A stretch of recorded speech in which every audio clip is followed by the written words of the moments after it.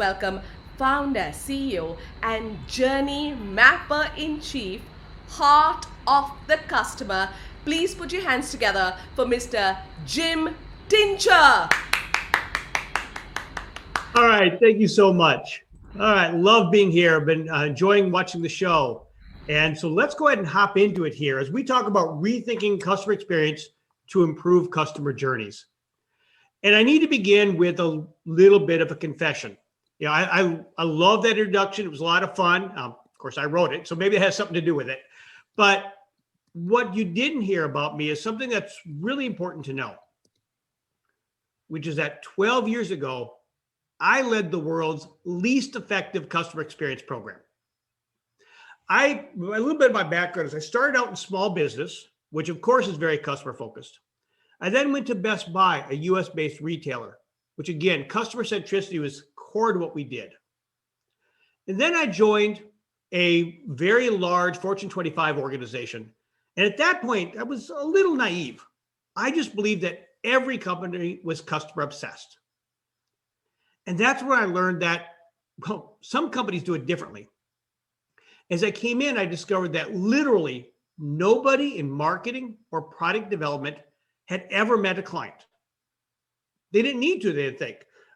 Our product was sold to employers, who was then given to employees as a special health savings account, which, as the name suggests, is a savings account used for healthcare. And as I came in, I found a couple of problems. You see, because nobody ever talked to customers, we were building the world's most complex customer experience because it's what we wanted to buy. And as a result, first of all, 1 out of 7 people who were offered hundreds of dollars of free money from their employers weren't opening the account, missing out on all that money. Now, as a bank, we also missed out on that money. So a big business problem. And secondly, what we discovered was that we not only led the nation in sales, we also led the nation in the percentage of customers canceling their accounts. So I had 2 of the world's easiest business problems in front of me, and yet I completely failed to drive any change. And so that set me on a quest. 12 years ago, I went on a quest because I just knew there had to be something better. There had to be a better way to do this. And so that's where this last 12 years has led me, is to understand what are companies doing? What are great companies doing that separates them from the rest? Now, that search really accelerated last year. Many of you may have seen in December 2019, where Forrester predicted that 1 out of 4 customer experience people would lose their jobs last year. And that was before the pandemic. And the reason is because they weren't driving any business impact. Now, if you were to go a year earlier, Customer Think did analysis and found that only 1 out of 4 customer experience programs could prove any customer impact or company impact at all. And so what we've discovered from our interviews, because that really got us going, and since that time, we have interviewed over 100 people customer experience, over 100 one-hour interviews on how great companies are driving customer experience or how they aren't. We also, I had a chance to do a deep dive with 3 programs where I shadowed them for a while. We did a survey of a couple hundred CX people, and it led us to one critical conclusion. That is that customer experience, as we know it today, is broken. Not the people doing customer experience, but the thought leaders, the consultants. They're leading us all astray. But we learned from talking to these brands that there is a way of doing it right. And if you follow these steps, we're going to talk about here in this half hour, not only will you be able to improve outcomes for your customers, you're going to be able to get that seat at the table because you're talking the language of the business. Now, this new customer experience we are calling journey experience, because that's where customers experience your brand. Is not through your customer experience, but through your journeys. And we find these great programs that we call change makers. When I first started out on this journey, I wondered, did the change makers, because I knew they were there, do they do the same things everybody else does and just do them better? Or do they do something different? Somehow are they just doing different things? And we found out it's the latter. They are doing things that most programs aren't. And we discovered 4 themes. The first theme is they begin with value. They're able to link an improved customer experience with specific business outcomes. And it's not revenue. The revenue is too high of a level, but they're looking down more granularly at specifically how are they driving that business value so they can claim that impact. Second, they measure and manage emotions, something that actually very few programs do. Third, they're using very explicit change management techniques to get the organization to pivot, to focus on the customer. And then fourth, they use technology differently. They use it to, first of all, understand more about what the current experience is and share it internally, but also to change the experience. Now that's a lot. And in a half hour, we can't get through it all. So we're going to focus on those first 2, value and emotion, the 2 areas that really make a difference. And again, if you're able to capture this and apply this learning, not only are you going to help your customers, you're also going to help your business, and you're finally going to get that seat at the table. So let's hop into it and look at value. Now, what we find is that these great programs are able to track exactly how an improved customer experience leads to an improved business outcome, because that's what your fellow executives care about. And in fact, if I were to sit down with you and I only had 1 minute to understand whether you are a change maker, those 1 in 4 programs are doing great work, or somebody else who's not a change maker, I could get a pretty good idea by asking you one question. What are you doing with your data? You see, we find that the great programs have really gotten into understanding the data. In fact, we heard earlier from Raj Kohli, where he talked about, he didn't use these exact words, but he talked about looking at the data and pivoting their program at Domino's based on an understanding of the data. He didn't talk about, we looked at a survey and our survey scores were bad. He talked about a change in behavior. And so my guess is that he would be a change maker because what he talked about exactly qualifies. And so that leads to our first takeaway. We'll have 4 of them here. I want you to get out a pen, get out a piece of paper, and I want you to write down these 4 takeaways because this will help you accelerate your customer experience program far faster than anything else. And that is that showing value comes from understanding the true journey. That's the first part of it. Understanding what the journey actually is, and then changing it for an improved outcome for customers and the business. It's not enough just to have your survey scores go up. If your improved customer experience does not lead to customers buying more from you, staying longer, or being less expensive to serve, then your customer experience program isn't actually a program. It's just a hobby. And hobbies don't get funded. Let's talk more about how we understand that true journey. And that is, again, through looking at the data. And one thing to recognize is that survey scores are often not really, don't really point to what customers actually do. There was a case here. We have a restaurant here in the States called Buffalo Wild Wings. It's a sports bar. And I met with the market research leaders who were celebrating because their scores are going up and up. The likelihood to recommend score was through the roof. Customer satisfaction was through the roof. Market research team was celebrating. Meanwhile, the retail team was not, because traffic was dropping precipitously. And so you had a complete disconnect from what people said they would do and what they actually did. And pretty soon the market research team stopped celebrating because there was a shareholder revolt. The CEO was let go, and so was the entire market research team. Because you are what you do, not what you say you do. If you rely on surveys to find out customers' actions, you're not getting the real story. You need to be familiar with the different types of data because that tells you the real story. And even better, your peers in the business, they speak in the language of data. You'll never get a seat at the table if you talk a different language from your peers. And so it's important to get comfortable with the data. Because your second takeaway, surveys don't tell you what people do. Data does. So let's look at an example here on journeys. Now, I'm a journey geek. You probably didn't know there was such a thing as a journey geek, but I am. And just to prove it, okay, this is my license plate. Yeah, so a real geek. I wrote the book, How Hard Is It to Be Your Customer? Well, I co-wrote it with Nicole, and we're geeks about journeys. And so here today, you're going to receive every journey map ever created on one slide as we look at customer journeys oversimplified.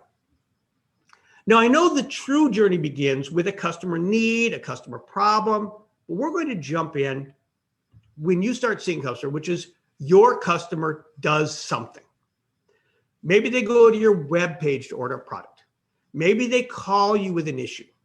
Maybe they just purchased your software and they've contacted you to start the implementation. Your customer does something. So what happens next? Well, your business responds. On that web page, you put up a number of products. When somebody calls you, texts you, chats with you, you start looking for what the problem is. You send your team to start deploying the software. Your business responds in some way. And then, well, the customer reacts. They look at your products or they don't. They explain the problem, or maybe they had to wait too long for your chat person to respond, and so they abandoned. Maybe they didn't feel like they're getting good answers. So then your business responds. Maybe they explain the problem. Your contact center agent responds by giving some ideas. And then this circle continues. The customer gives more details. You give them troubleshooting ideas. They try those ideas. It works or doesn't work. This continues until it's all done, which results in a financial outcome. Maybe you got the sale on the website. Maybe you solved the problem or didn't, but you spent so much money on the agent working on the problem. Your deployment team goes out to install software, and that has a cost. There's some financial outcome, which then leads to either increased loyalty or decreased loyalty. Now, I told you this is oversimplified, but this is every journey map ever. And this is what presents us to the problem of most customer experience programs, is that when they want to monitor the health of this journey, this is what they do. Okay? They run a survey. Now, this might be a transactional survey. It might be a relationship survey, which is really the worst way of measuring journeys. Hopefully, there's a journey survey, which is after the purchase, how did it go? Or after the issue is solved, which is also called transactional survey. Or after we've implemented your software, how do you feel? But this is broken.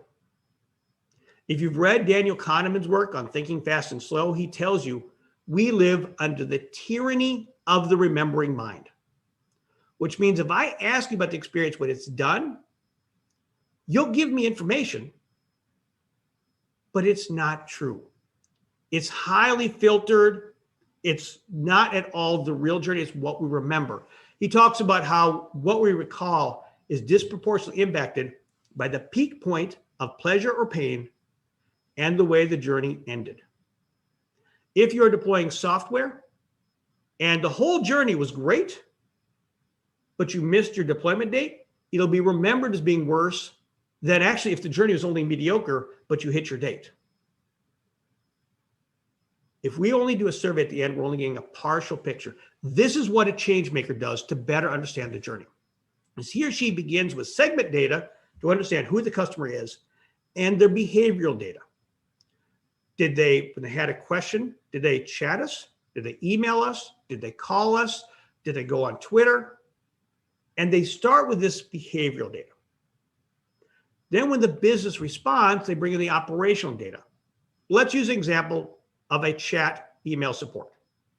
How long did it take before we responded to that question? 10 seconds, 20, 30, 5 minutes? And then using in the behavioral data to say what happened. when do customers start to drop off?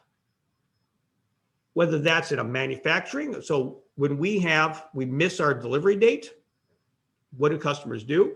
But the change makers look at all this data, and then they bring in the financial data, which is what's compelling to their business partners.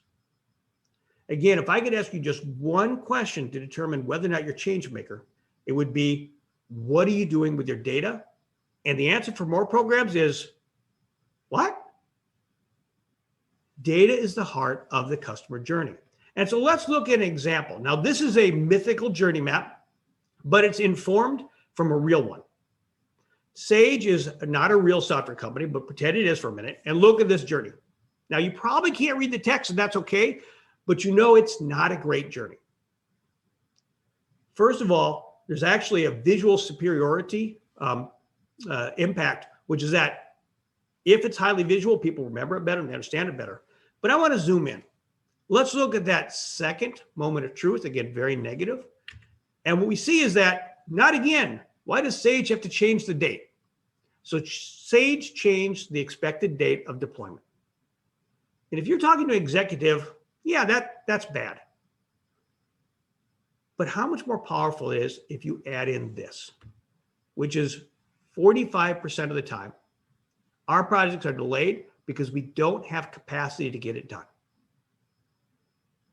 Just that addition of that bit of data makes it a far more powerful conversation than just starting with a sentiment. And that was my problem with that when I had the world's least effective customer experience program, is I was focused only on sentiment. I didn't bring in the data that showed when people were leaving us and how they were leaving us. I only started with sentiment and I ended with sentiment. But if you can understand the data and use that to communicate, you'll have far more impact than just looking at a survey. So you really need to dig deep into the operational, behavioral, and financial data, because that's what your business partners care about. And that's the first part, is that by having that overall data, now you have a better understanding what the real experience is, and you're speaking the language of the business. Way more important. But how do we go about and changing it? Because again, it's first tracking it, but then you need to change the experience. And our last panel gave us some clues here, which is to look at emotion. Now, I want to ask you a question, which is, which of the following impacts customer loyalty the most? Effectiveness, ease, emotion, or likelihood to recommend? Now, if you were in my panel yesterday, well, you know my answer, which is where I said the biggest lie in customer experience is that effortless experiences create loyalty.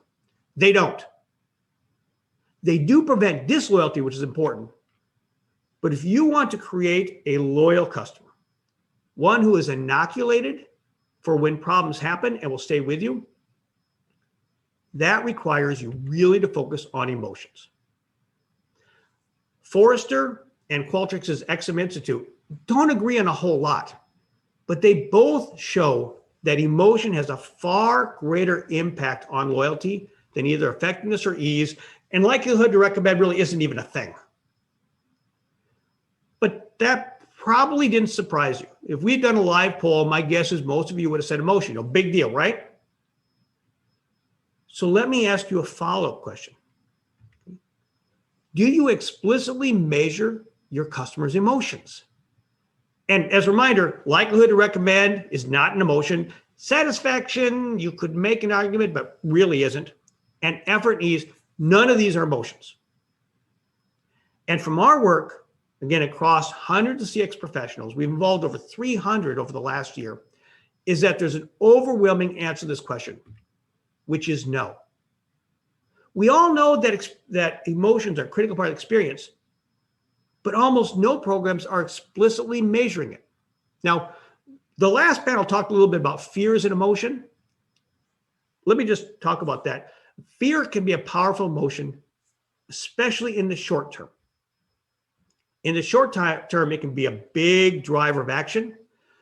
But if you use fear a lot, similarly guilt, other negative emotions, they start to lose impact. You can drive short-term changes, but you have long-term consequences. But positive emotions, well, those have real impact. I'd like to share a story of one of the most powerful examples of emotional connection I've ever seen. This is about 7 years ago, and we were studying the CT scan journey. Now, if you're not familiar with CT scan, this is a specific medical procedure to look for cancer. Coming out of the research, one thing we found different personas, and one of them was called Seen It All Stanley.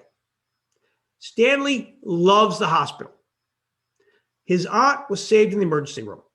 His kids were born there. He might have even been born there. Stanley has a favorite place to park at the hospital. So what does that mean? Well, it means Stanley's there a lot. One of my goals in life is to never have a favorite place to park at a hospital.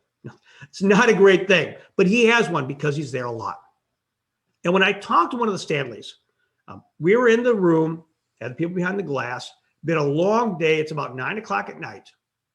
And I'm talking to a Stanley, and I asked him, if you could rate this journey on a scale of 1 to 5, what would you give it? He looked and said, well, I'd say I'd give it a 4. Okay, well, tell me more. Why did you give it a 4? Well, after my appointment, of course, they send the information, the report over to my doctor. I went to my doctor for that follow-up appointment, and he told me, well, something strange. The report says that there was no tumor, but the radiologist continued, I see the tumor here plain as day, so I'm afraid to tell you actually still do have cancer. So wait a minute, let me see if I have this right. You had a CT scan to see whether you still had cancer. The hospital analyzed the scan and got it wrong. They told you were cancer-free when you still have cancer. Right? Yeah, that's right. And you're giving that a 4 out of a 5. Oh yeah, it's no big deal. They'll find it next year. Now, this Stanley might have been a little bit of an outlier, but one of the things that we know from the XM Institute is that when your customers have a positive emotional experience, 61% of the time, they will forgive you for a problem. Now, I would not bet that 61% of customers would forgive you if you said they're cancer-free, but they're not. That's maybe a little bit of an outlier, but it illustrates the power of emotions.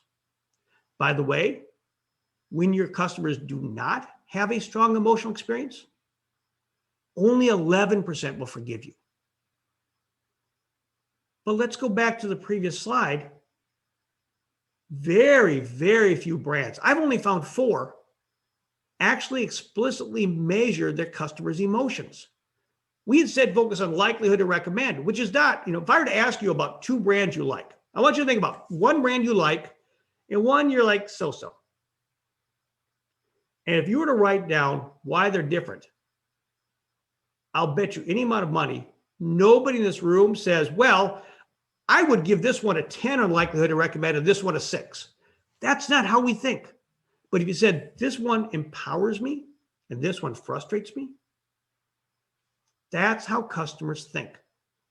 But our measurement programs are entirely broken because we don't measure the most critical part of the experience, which is how we make customers feel.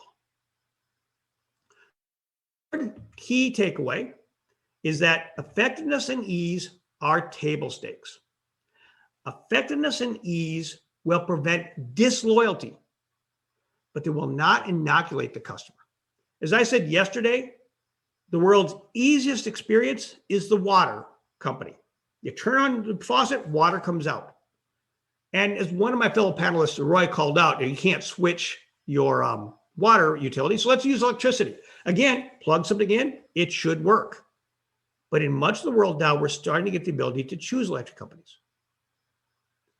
How many of you are loyal to your electric utility? Effectiveness and ease are table stakes. Emotions are the heart of loyalty. When we look at the great brands in the world, they're measuring and managing the emotional experience. And so we have some examples of programs that are doing this great. And these are largely, not entirely B2B, but in our research, we went explicitly for the harder experiences, the B2B, the B2B to C, the government, and we found some really great examples. One of them is Dow. When I first met Jen Zamora, who's the leader of customer experience for Dow, they measure ease, effective, and enjoyability. And she told me, my goal, Jim, is to create a complaints experience, which is what we were working on, that's enjoyable. So wait a minute, Jen, I think I heard you wrong. You meant you want to create a complaints experience that is easy and effective, right? So, no. I want to make it enjoyable. That is their metric that they look at. And coming back to the previous example, the previous area, Jen has the data to show that when customers say, yes, this was easy, yes, this is effective, their behavior doesn't change. But when they say this experience was enjoyable, customers order more often and they order higher margin products. Bringing that first part about showing value and the layering of emotions is you understand what drives value organization and then look at the emotions and measure and manage the emotions to create a better outcome, not just for customers, but also for your organization. Another example is Hagerty. Now, I'm going to guess many of you are not familiar with it. Hagerty used to be an insurance company, but they really weren't. They weren't an insurance company that happened to offer products for people who love cars. No, they're a bunch of car enthusiasts that offer insurance and other products to fellow car enthusiasts. And so when they looked at what experience, what emotion drives their experience, it was happiness. And Nancy, who leads their member experience, can tell you that when happiness goes up, customers stay longer and customers buy more products. Their customer lifetime value gets better. The Veterans Administration, which is a US government program, they measure trust. And they have found that when trust goes up in a market, veterans use them more often and are safer.